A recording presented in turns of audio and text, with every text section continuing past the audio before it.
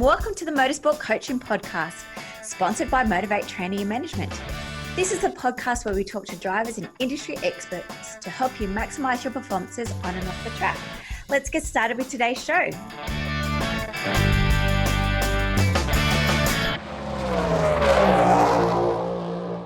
Hi guys, and welcome to episode 25 of the Motorsport Coaching Podcast. I am your host, Belinda Risley. It's the last one for the year. I hope you all have had a very exciting 2018 and have already started planning 2019. To help you start, I'm talking today to Damon Hill from the Signature Series Group. We're going to be talking everything to do with sponsorship proposals, and at the end, we'll be talking about our new workshop starting January 19th in Melbourne. Now going into the Christmas break, it's a great time to go back and listen to some of the old episodes. So if you're wanting to catch up on everything to do with sponsorship, we have episode 22 to do with sponsorship agreements, episode 19, activations with the lovely Bec Burns, and episode number 12 with Paul Mann to do with budgets. Of course, going into the new year, if there's anything specific you'd love to hear, go to our website, motivatetraining.com.au, leave a review and send us a request about topics you'd love to know more about, whether it's interviewing drivers, whether it's more behind the scenes that you wanted to hear more about pit crews or anything like that. Let us know so I can try and get some guests on for you. Other than that, I hope to wish you all a very Merry Christmas. Thank you for taking the time to listen to these podcasts. I do hope you're finding some value in them, and I hope they're getting better. As most of you know, this is way out of my skill set and comfort zone. And as you can hear from this intro today, anyway, I'm just trying to keep it real. We do have a very exciting 2019 coming up. We've got some fantastic guests. We've got brand new sponsors starting from January 1. We're starting off the brand new year with Todd Hazelwood. We have Sam Mitchell, who's going to talk about social media. We've got Ryan Mobilia talking about branding and storytelling and how to showcase that. They're the first three coming up in the new year, and lots more guests. Again, guys, have a very Merry Christmas and a safe New Year. So, welcome to the show, Damon. Thanks. I appreciate you having me on, Bea. Well, I'm very excited to hear about your story into commercial partnerships in motorsport. How did you get started? So, I think, just a quick sort of step back, I've been a racer since I was 7, grew up in a family of racers, left school when I finished school, I should say, and, always worked in motorsport, and then, went to, took the next step to Europe and the USA, in my early 20s, and learned to, again, that sort of next level, if you like, about motorsport. Mm-hmm. After sort of doing all that, when I came back from there, I saw a need perhaps for a different approach on the way, we were going about sponsorship and just the commercial things within the sport here in Australia. And I think, that combined with perhaps some of my challenges as a young, teen or whatever in karting and dreaming of going to that next step, but not having any of the sort of tools or knowledge to understand, and really there wasn't that many resources around to do that. So that was another big sort of reason behind, putting the knowledge I'd learned together, because I thought, there's people need to know this, they need to understand it so they can get to the next level. Yeah. And were you racing overseas, like you're saying, in Europe and America, or was that for holidays or study? No, that was all working within the motorsport industry. So I worked at Silverstone for a little while in the UK there. Didn't really enjoy that, to be honest, but that's where my opportunity came to go to the US, into Indianapolis, and I worked there for 4 years within the motorsport industry, and fundamentally IndyCar and NASCAR. Yeah, and you've just come back recently from Indy. What was your role over there? Yeah, I've obviously have a pretty strong network over there. Have been, as I said, my initial times over there was sort of 2000, so it was a long time ago, and I go back every year and work the Indy 500, and so I've kept my my relationship and stuff up with with many of the contacts, and made many new ones on the journey, and so I was over there actually working with a client of mine that's looking to race the 500 in 2019, and there's a fair bit of work that goes into that, obviously, even to just be eligible, to be able to participate or qualify. So that's from, I guess, an infrastructure standpoint, from licensing and all that aspects. But then, the significant role was to set them up commercially and, get all their ducks in a row with regards to their brand and their story, and, who it was going to ring true to. So, we've started to build that network for them and get them in a good position. Very exciting. Was it an Australian driver? No, it was not an Australian driver. I can confirm it was an American driver. And I'd love to hear, what's the process in getting a license and applying? I thought anyone could. So yeah, I'd love to hear more. No, it's actually become a lot more stringent in the very recent times. I mean, I guess ultimately, yes, you're right. I mean, you are correct. In the past, if you had the money, so to speak, and put the opportunity together with a team, you didn't really, you just needed to go through what they call rookie orientation there at the Speedway. And then if you passed the orientation, which was, sort of a multi-stage process at the Speedway, then they would allow you to qualify. And then obviously, you needed to qualify. Now there's actually a lot more criteria in place, as in what is your, what's your history in racing? You have to have a certain, like, they're almost rating it like the FIA with regards to, it's called experience points or whatever, and they've got different series that they rate differently, and things that they want you to have attained within those series. Not necessarily results. It's not about necessarily winning championships, but it's really from an experience perspective, and it's fundamentally drawn on to make sure that the drivers that are going out there have a level of skill. I mean, everything happens pretty fast at 240 mile an hour, so it's one of those places where I think, they've just really cracked down on it, because there is no margin for error there. And at the end of the day, they want to keep their drivers safe. And there's been some big accidents lately, and, drivers have been seriously hurt through it. And, they just need to continue to evolve. Oh, wow. That's really interesting to hear. I guess from the Indies perspective, they're just wanting to make sure they've got the right competitive drivers out on the track for the big event. Yeah, look, I mean, yeah, absolutely. And I think the demand, for the last, if you go back in, for that event, being probably the single biggest it is the single biggest one-day sporting event in the world, with over 300,000 people in attendance. In the past, obviously, and the commercial climate, sometimes they've had to help promote to get a full field, in the early 2000s, and, just because of those challenges, where now, the economy is pretty good in the US, and it's not a challenge. And you've got drivers like Alonso and other big players wanting to come over, so they're not going to be challenged to get 33 cars on the grid anymore.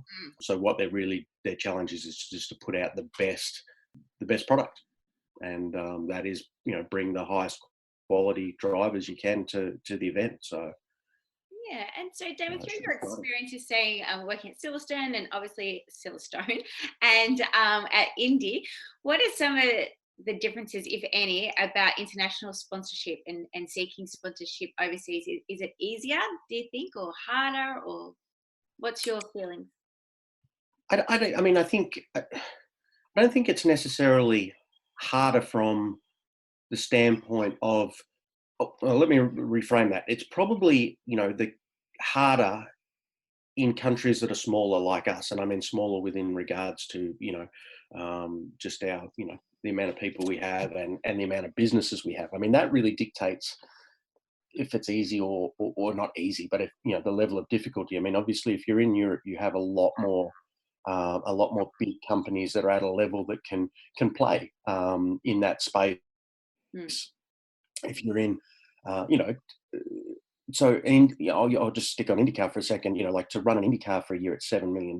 Now, North America is a big country, so there's plenty of there's plenty of companies that can certainly play at that level. Now, when we come here to Australia, if we use that as an example, to run a competitive supercar, you're at, a bare minimum of $2.5 million for an operation that's already, sort of now, and then we're competing against, and we're such a sport, heavy country, we're competing against the crickets and the football codes and, all those other codes too, which are more well known and perhaps, in some ways present, well, it's, better / different, opportunities, but we still only have quite a small commercial base with regards to businesses that can afford to, invest at that type of scale.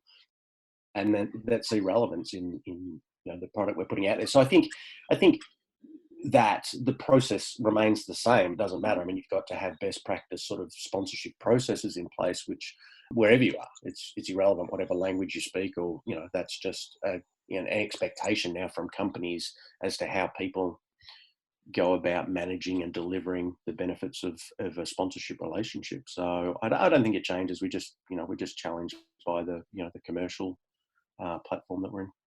Mm. And what are your thoughts about competitors seeking local businesses sponsorship for a national based competition? Do you think there's pros and cons to that? Look, I think I think it's harder, for example, like if you're seeking sponsorship from your local butcher for them to get national exposure when they're not really going to get that return on investment because someone from Shepparton isn't going to go buy meats from Townsville. you hit the nail on the head there. It's how many places can that potential partner leverage.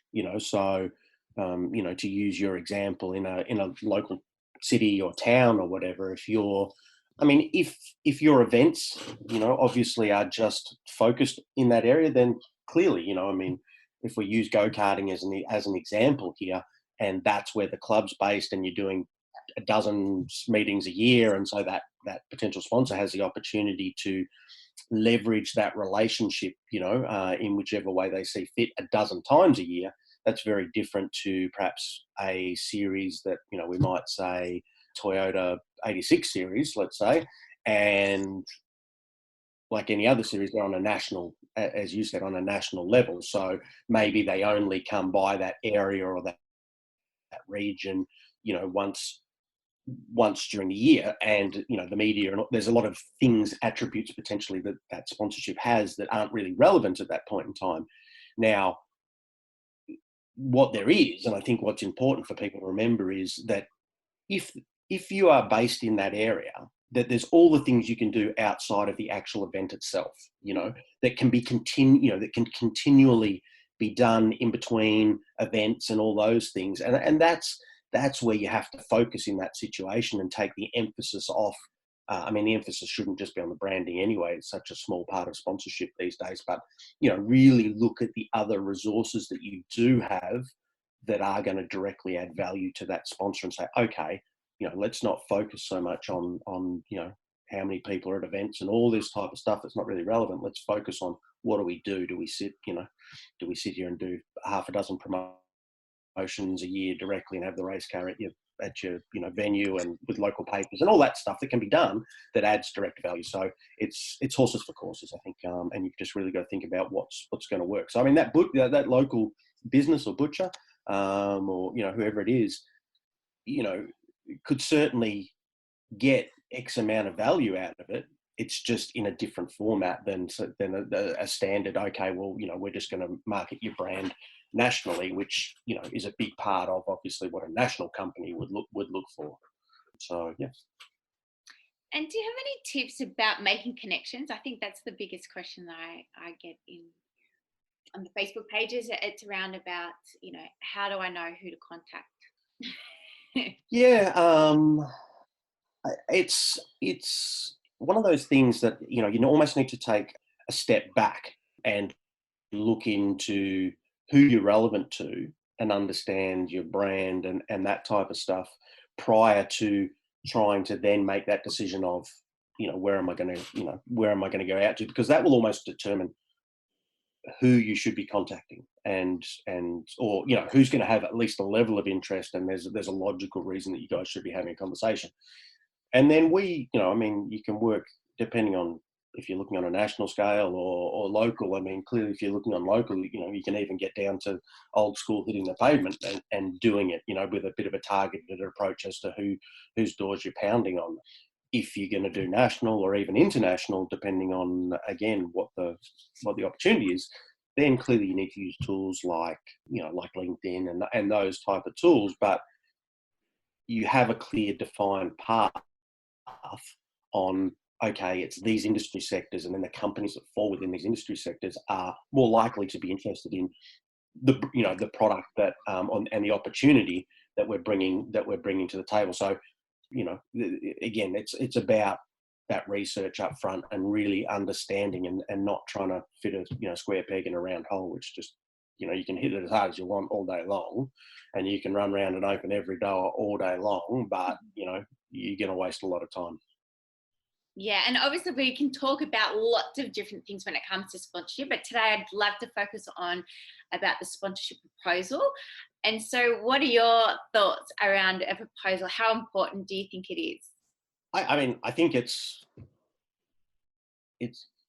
not going to say it's the most important. It's equally important, which is it shares equal number one importance with probably 3 or 4 other things, if I'm allowed to say it like that. I mean, ultimately, I've built a business around it. You also have built a business around, teaching, best practice amongst others. We're not the only ones out there in the industry here trying to obviously do that. And that's because there is a need. And that's really been driven by companies as sponsorship evolves so quickly. And so being able to understand the changes in what companies are looking for and then present that into a proposal is massively important. And I mean, it literally is, it's changing yearly, and evolving as companies get smarter and what they want to see and whatever. So I think having an up-to-date and clear understanding of a sponsorship proposal, being able to,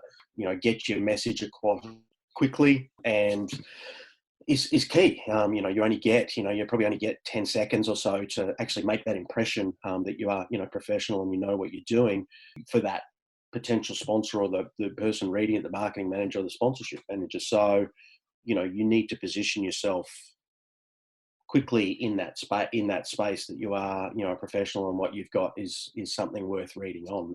And that's where, having a proposal that is succinct, is clear, is logical in its methodology of how you've laid it out, and you've thought about more so perhaps what the potential sponsor wants rather than what you want, which is the single biggest thing people get wrong, is key. Yeah. And do you think most of the content should be in the actual proposal itself or in the cover letter? The question that we ask, the request of the sponsorship. I think, for me, the sort of process of it is, I have actually gone away. So, in our business here, what we do is we help people create what I call sponsorship overview documents initially. And so effectively that's that document that, because you've got to remember at this point in time, you don't actually know what that sponsor wants. So I guess the answer to the question be with regards to that is in the document is just going to be that sort of sharp, succinct 8 to 10 pages, which hits on key points that aren't tailored. At that point in time, it's not tailored. It's just key points that show that it's a quality opportunity. With that, the introduction, I think it's a process. You talk about a letter or an email or whatever, and there's no doubt that has to go along with it. But there's also those 2 or 3 steps before where you're building rapport with that person, even before sending it out. So, I mean, if I don't recommend to anyone sort of just having a name and then sending completely cold, without any type of conversation in some way, shape, or form beforehand, sending out a letter and a sponsorship document, because it's just, you're going so deep and asking something that has no idea who you are. So quite often, a little bit of legwork, what it does is it allows you to build rapport. So then they're expecting to see it, and it goes on from there. And you've got a far better chance of them reading it. And then if you've got that great document, they've actually given it the time to go, oh, B sent me this, and she said she was going to send it to me. Yes, I'm expecting it.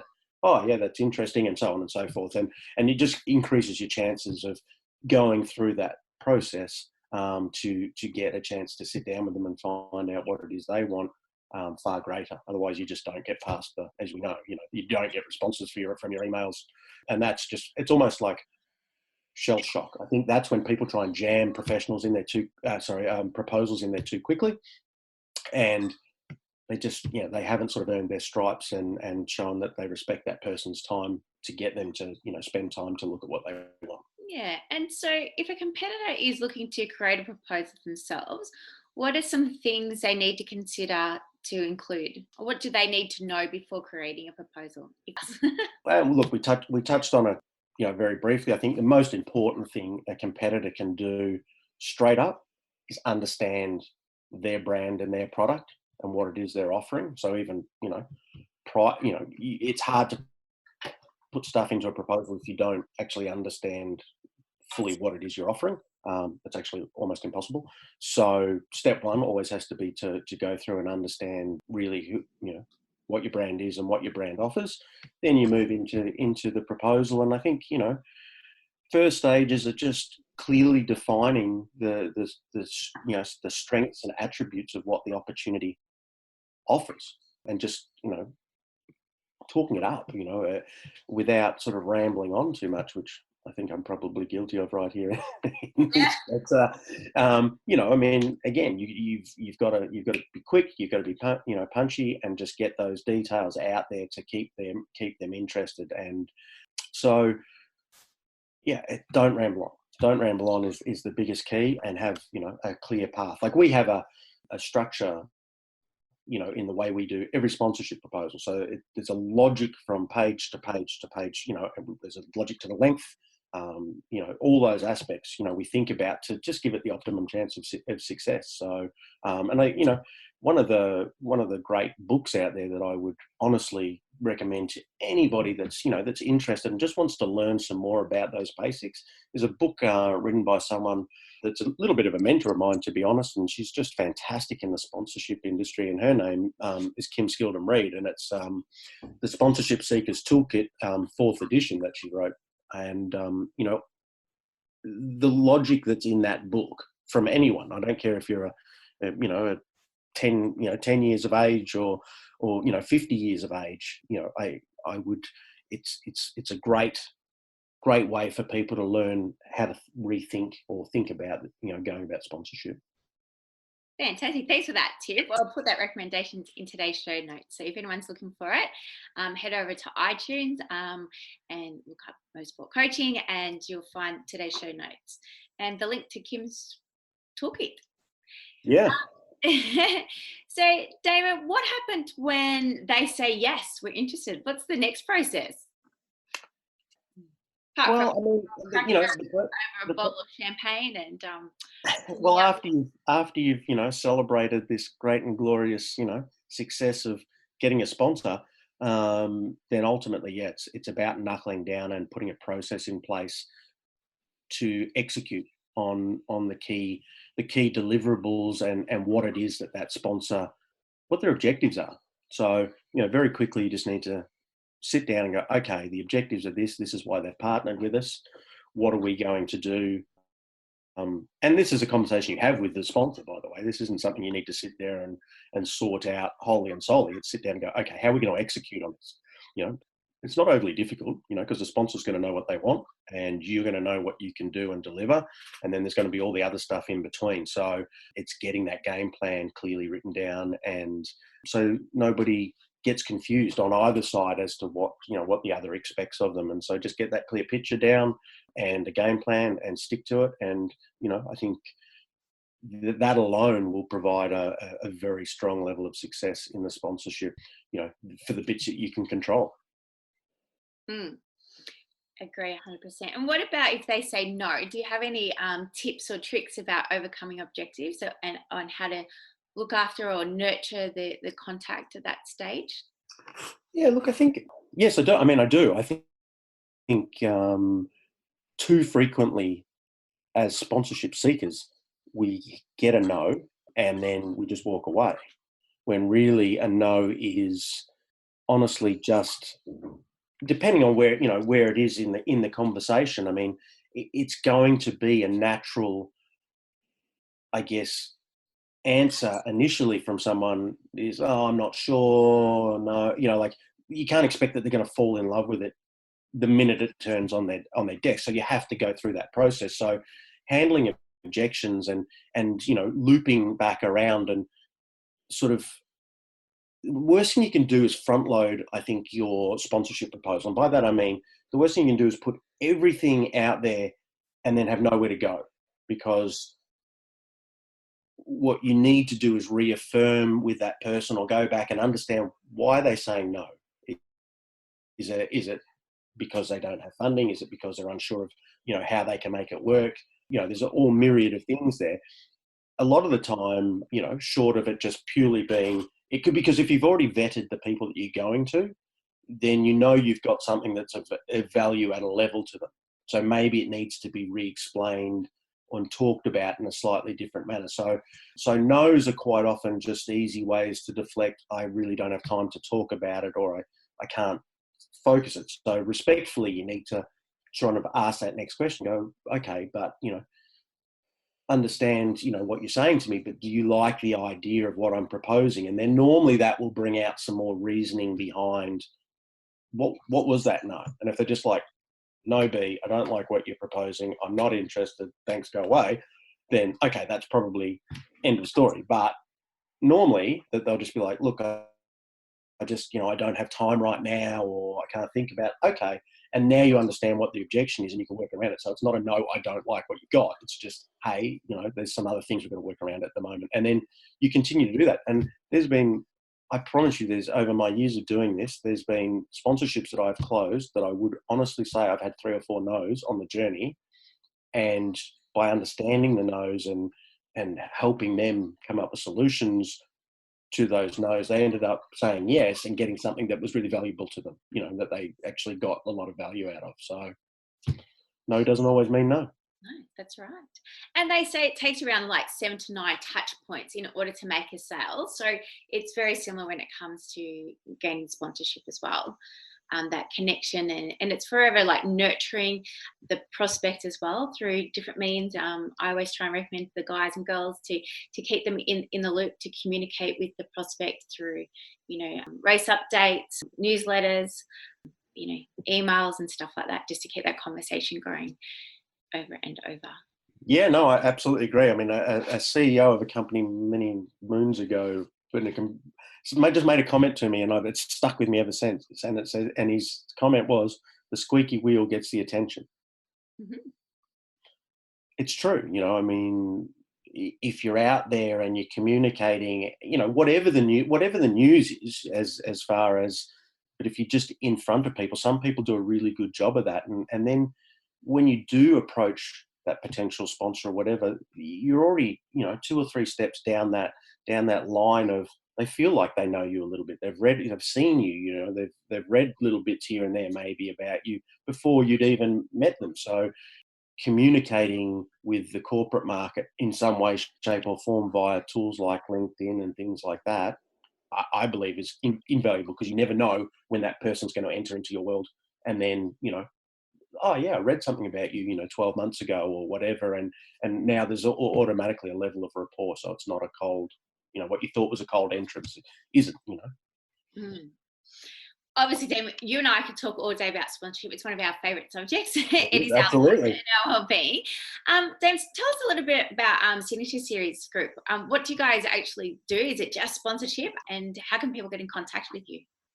Yeah, look, absolutely. I mean, we are 100% focused on sponsorship, and that's across, sports, as well as, things like festivals and causes and all those things. We basically work with brands or assets to just go through those basic best practice things, understand where your values are and what you are. Create and work on creating a document that aligns and best showcases all those values and attributes, help with regards to processes in making and building your network in those key areas that are going to be important in those relationships.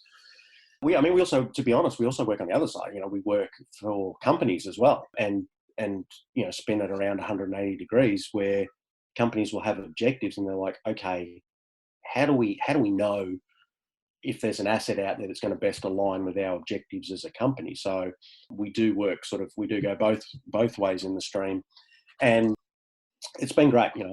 As you said, I'm not. It's not only a business for me. I love it. And so we do it all day, every day. And yeah, I mean, if anybody's interested in even just having a chat, I mean, you can, like you, I'd love to have a chat about sponsorship. I can jump on our website, signatureseriesgroup.com, and just make a time. And I'd be more than happy to talk to anyone about any questions they have about sponsorship. And I just think that the more that as sponsorship seekers or sponsees that we can impart knowledge on them at some level to do it better and do it a little bit smarter, it actually brings the whole industry up as far as, sponsorship is a very valuable tool to companies when done right. Mm-hmm. Yeah, and I always say if we don't have sponsors, we don't have a sport. So that's why I invested a lot of time and money into it. Talking about questions, I put it on my Facebook group. Did anyone have any questions for you? And I've got some for you. Surprise. There you go. So Matt Payne, our friend who we've had on here as a guest before. I know, Matt. Yes, has asked, how hard is it to keep composure as an Indy 500 spotter? It has its moments. It's funny. Matt was there a couple of years ago with Crusher and Matty Brabham, obviously for the entry, and I was working with a different team at the time, and I was with Andretti's. And yeah, so Matt and I have spent time at the track together. And look, it's a good question. It's very, you have to have 100% focus. Like, it's probably one of the, if I think about my day-to-day life, I'm always thinking of 2 or 3 things or whatever. I can categorically say when I go up in that spotter's stand, for a driver and for a team, there is absolutely zero room for anything else in your mind. So is it hard?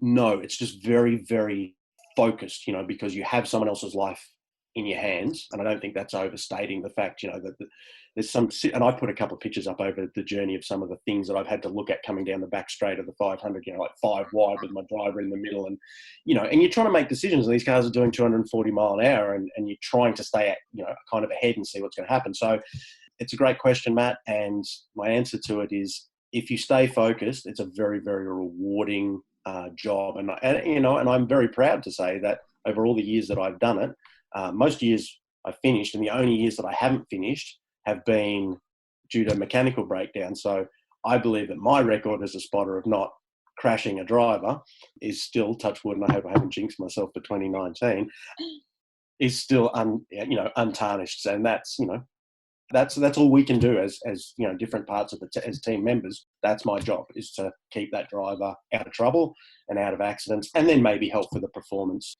down the track, which I was lucky enough in 2017 to win that race with Takuma Sato. So that was a lifelong goal for me. So yeah, it's very rewarding. Fantastic. Well, Matt's got one more question. What are the secrets to being a spotter, but also balance commercial sponsorship understandings at an event like the Indy 500? Secrets to being a spotter. I'll answer that. It's a sort of a 2-part question, I guess. Look, the secrets to being a spotter is just, you've got to know the right people and be in the right place at the right time. And as I said early in our discussion here, I'd been in the US since 2000, and I was working in IndyCar, so I made relationships, and I wasn't a spotter, that wasn't my job back then, but I made relationships with people in key positions. And then actually the opportunity came up, and there's actually a very quick little story to this. Back in, I think it was 2000, the first Indian American IndyCar driver, Corey Witherell, was in the race, and it was a last minute put together deal. And so we supplied a lot of the parts and stuff, the company I was working for, and they needed a crew. Like, they literally did not have a crew. And this was 3 weeks, this was, in the first week of May, 2 weeks before the event. And so all of us from the shop that I was working in, North American Race Parts at the time, were like, okay. And most of the guys had experience in IndyCar, in some way, shape or form. And that was my first experience of actually working on a team directly during a race. And I actually did pit board, which was in that little channel, at Indy, where you've got the little channel between pit lane and which they now don't let anyone go out there. And let me just assure you, for anyone that doesn't think that standing a foot away from a car doing 240 mile an hour does not make the hair stand up on the back of your neck. That's why you don't have any now. Exactly. It's amazing. So that's how I got into that, that was my passion then of actually being able to be part of a team. For me, it was about being part of a team, because I was always on the outside helping teams. So that's how I got there. And then to answer the question on the commercial side of things, it's I think it's just, I mean, Indy is a fantastic event as a whole. When you can say to a potential commercial partner, hey, would you like to come and partner with us at the single biggest world's one-day event, and showcase, your company, your brand, and execute your objectives around that. It's still very hard because it's very expensive. I mean, it's $1 million to run that one race. You're just not going to run it for less than $1 million. So it's a lot of eggs to put in one basket if you're a brand or a company. But by the same token, it also is one of those very unique events in the world that sits in a special space, and some companies just want to be seen in that area. So I think it takes just as much time. It does take just as much time and just as much effort, but you do have a really good asset to sell in the event itself, and then hopefully you've got a strong team, and driver and all the other combinations that you can sell down through the value proposition. But yeah, the event itself is really an A-class event. So people want to be involved. You just got to find them. Yeah, so you are back now, Damon. So what's the plan for 2019? What's the plan for 2019? Well, I was kind of thinking, B, that perhaps you and I should do a professional sponsorship workshop together. I think that's a great idea. Let's When do do it. When do you want to do it? How does a Saturday, January the 19th sound? Yeah, I'm pretty free on that day. That sounds good to me. Anyone would think we'd discussed this before we started. I know. Oh, I couldn't keep a straight face. Sorry. That's all right. How does Bayview on the Park at Albert Park sound? Sounds great. Look, I think it would be fantastic, to get together, you and I, and share not only some of the stories, but some of the knowledge that we've both come across over our journey in this industry, and some of the best practice elements, to talk to these people out here that are listening to your podcast and others, to help get along, because at the end of the day, I think we all have dreams and ambitions at varying levels, and to get to those dreams and ambitions, most of the time it's going to require some type of commercial assistance / sponsorship. So there's so many things that I think people can get from doing it properly, and that is to even live a life that they maybe just dreaming about at the moment. If you understand the business of sponsorship, it will help you get a lot further on to make that potentially reality. Awesome. So 9 to 5 sounds good for you? 9 to 5 sounds good for me, as long as you're organising the coffee before we start. Oh, yes, definitely have coffee. Good. And we would definitely have a booking sheet on both of our websites. So you can head to motivatetraining.com.au/workshop, and it will be on the signatureseriesgroup.com. Yep. /workshop as well, and the links will be into the show notes. So yeah, as Damon was saying, guys, it's a great opportunity to come to this workshop. It's going to be very hands-on. Our objective at the end of the day is for you guys to have obviously a better understanding on what is sponsorship, but more importantly on how to gain sponsorship. And as you can hear, Damon and I are really passionate about sponsorship, and we want to help everyone as much as possible within the arena of motorsport, specifically for this workshop. So if you're interested, on Saturday the 19th of January in Melbourne, would love to have you along. So head to our websites and book your seats today. And if you've got any questions, as I said, you can either give myself a call at Motivate Training on 1300 947 927, or contact Damon. So Damon, thanks very much for your time and expertise today. I really enjoyed it. I had a great time too, Ben. Thanks for like I said, thanks for making the opportunity possible. And I'm looking forward to having to working with you and with all your connections and database. I think not only will we have a lot of fun, but we'll do a lot of good work together. Fantastic. And no doubt we'll have you again on the show, and we'll have a different theme around sponsorships. You can pick it. Cool. I love to chat, so let me know. All right. Thanks very much, Damon. All right. See you later. Well, thanks everyone for listening to this week's show. I really hope you enjoyed that one as much as I did. Now, remember, all the show notes with the links and the specials mentioned in today's show are available over at motivatetraining.com.au. If you haven't already, I'd really appreciate it if you could head to iTunes or Stitcher, type in Motorsport Coaching, subscribe, and leave us a review. Each week, I'll read them out and you'll go into a monthly draw to win a fantastic prize. If you have any questions or comments, please email us at motivatetraining.com.au or head over to our Facebook page at Motivate Until next time, take care.